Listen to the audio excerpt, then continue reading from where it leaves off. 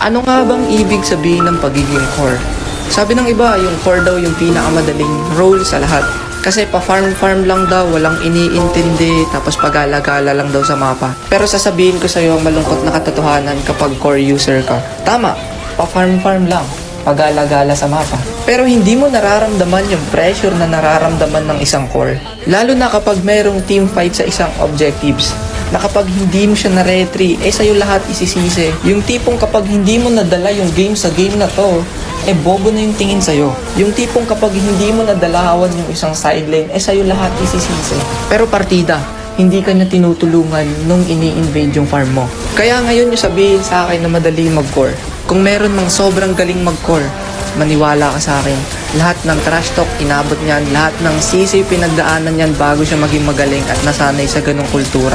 Kaya wag mong sasabihin na madali lang mag-core. Please lang, lalo na kapag Angela lang yung alam mo. Ang inang Angela yun, naka-lightning trunchot.